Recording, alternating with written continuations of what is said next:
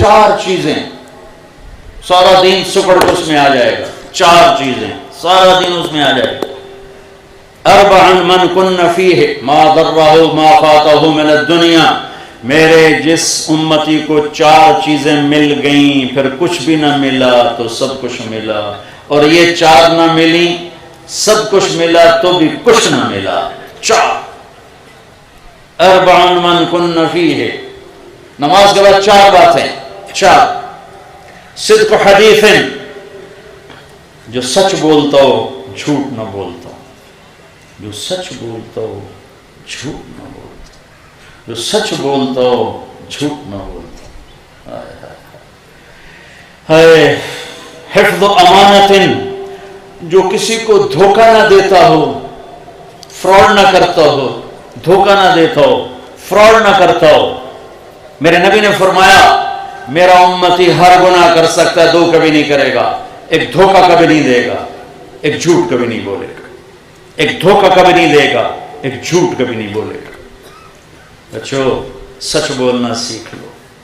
میرے معاشرے کی تباہی کا سبب یہ سیاسی لوگ نہیں ہیں، میرے معاشرے کی تباہی کا سبب ایک ایک فرد کا جھوٹ بولنا ہے،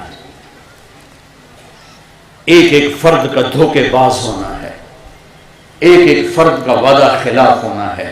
جب تجارت جھوٹ، دھوکہ، فراڈ، فریب، جس ملک کی FIR جھوٹی کٹے، ساری ترتیب جھوٹ پہ لکھی جائے، گواہ جھوٹے ہوں، وکیل جھوٹا ہو، تو آگے جج کہاں سے سچائی پر فیصلہ کرے گا؟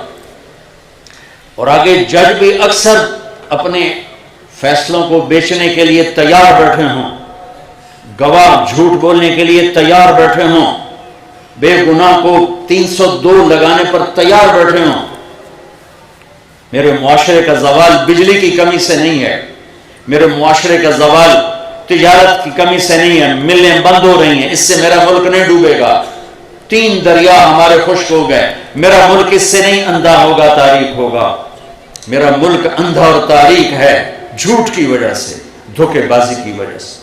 میرے نبی نے فرمایا جس نے دھوکہ دیا میری امت سے خارج ہو گیا۔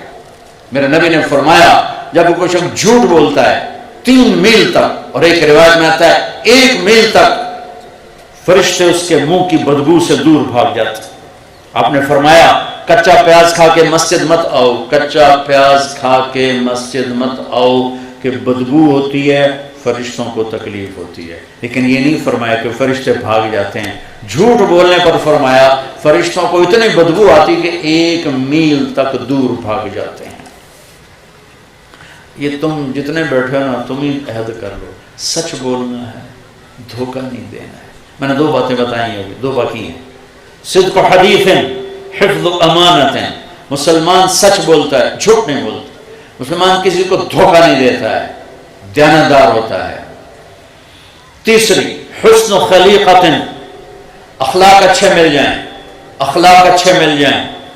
چوتھی عفت فی طعمت، رزق حلال مل جائے، رزق حلال ہو، رزق حلال ہو، اخلاق اچھے ہوں، دیانتدار ہو، سچائی ہو، تو یہ وقت کا شیخ عبد القادر جیلانی ہے، یہ اپنے وقت کا جنید بغدادی ہے، یہ عورت اپنے وقت کی رابعہ بصری ہے، یہ اپنے وقت کی شعبانہ شمعونہ ہے، یہ اپنے وقت کا امام غزالی ہے، جو سچ بولے، جو دیانتداری سے چلے، جس کے اخلاق اچھے ہوں، جس کا رزق حلال ہو۔